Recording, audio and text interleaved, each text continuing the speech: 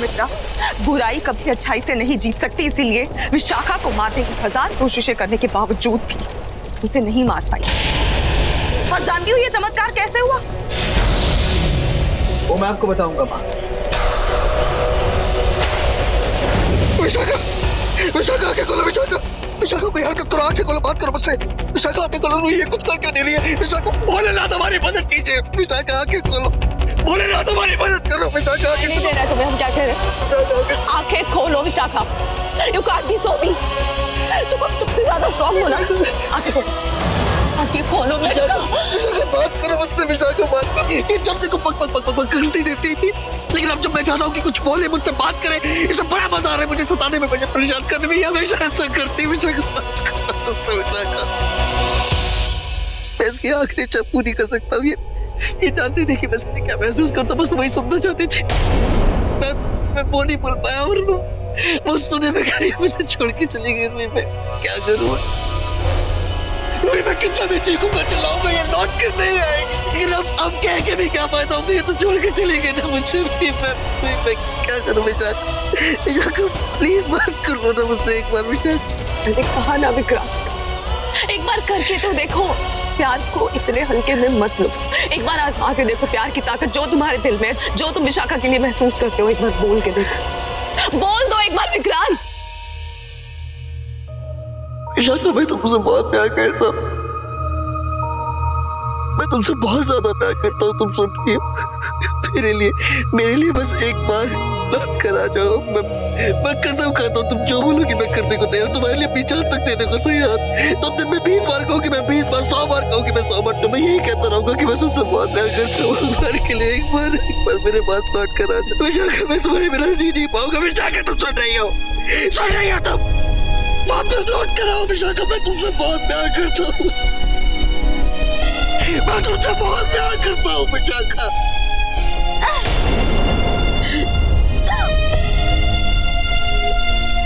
Wish,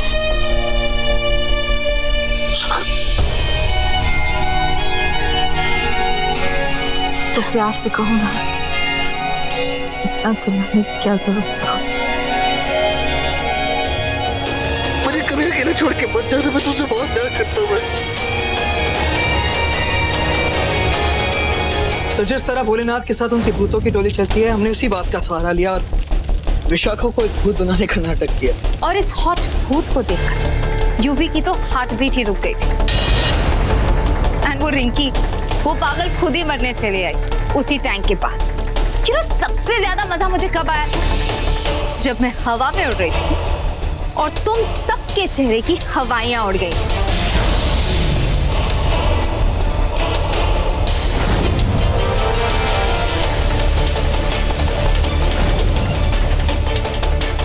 अच्छी बात भी हो गई, गिद्धों और नागों की दोस्ती हो गई। देखो हमने अनहोनी को भी होनी कर दिया।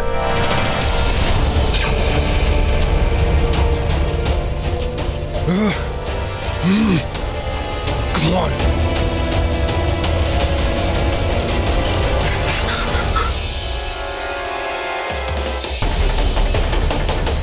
मुझे हवेली में जाके सब कुछ उन्हें बताना होगा। धोखेबाज हो तुम सब, चीट हो तुम लोग। जान ले लूंगी तुम सबकी, मार डालूंगी एक एक को। अरे कितनी बार मारोगी? हमें मारना तुम्हारे बस का है ही नहीं। और अगर मार भी दोगी ना, तो हम भूत बनकर तो लौट ही आएंगे। तुम्हें तुम्हारे कर्मों की सजा देने। वैसे एक बात की दाद देनी पड़ेगी, तुम्हारे कॉन्फिडेंस की। खुद मर रही हो और हमें मारने की बातें कर रही हो। मेरा ऐसे कॉन्फिडेंस नहीं, शायद ओवर कॉन्फिडेंस कहते हैं, तभी तो इसका ये हाल है। शायद नहीं, यकीनन। तुम्हारी प्रॉब्लम पता है क्या है सुमित्रा? तुम सिर्फ आसमान में उड़ती हुई पतंग को देखती, ये नहीं देखती कि उसकी डोर जमीन पे खड़े इंसान के हाथ में है, जो उसे नचा भी रहा है, उसे उड़ा भी रहा है। ठीक उस तरह जिस तरह हमने अपने इशारों पर आपको नचाया और आपको पता भी नहीं चला है। हम दोनों को लाके इसी जगह पर खड़ा कर देंगे। जैसे वो यहाँ आएंगे, मैं बेला से माफी मांगने का नाटक करूंगी और जाके उसके पैर छू लूंगी। उसके पैर क्या छूंगी, मेरे एक इशारे पर ये जमीन खुल जाएगी।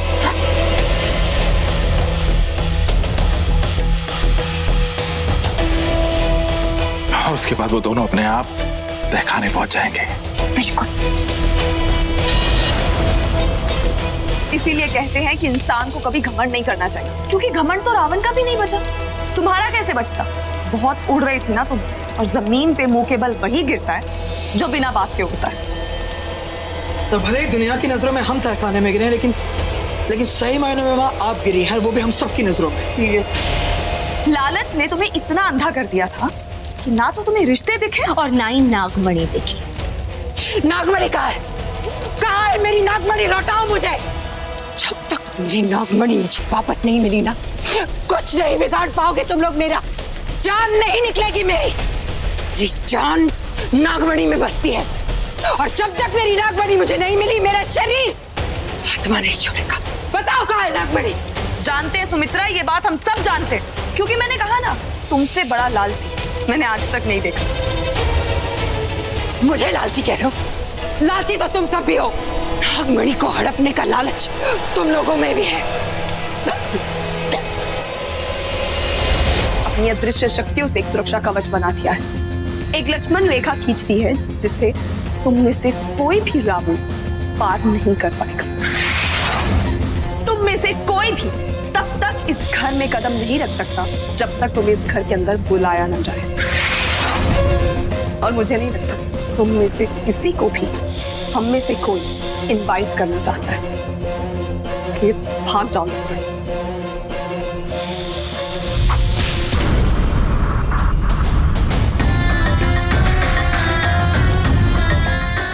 ओए गिद्ध, गिद्दा करते जाओ। हाँ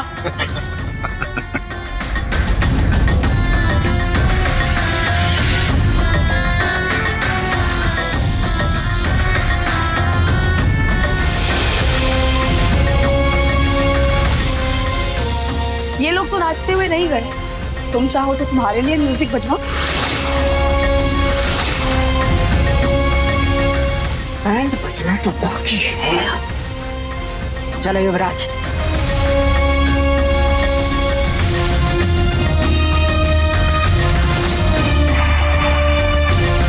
बेला, तुम्हें हमारे लिए वापस आने की कोई जरूरत नहीं थी। जरूरत थी।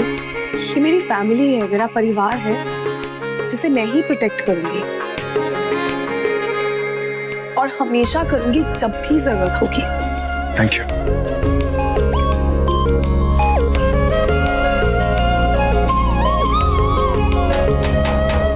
तो प्लीज सबका ख्याल रखना। मैं माहिर जी को लेके जल्दी वापस आऊंगी। Please take care.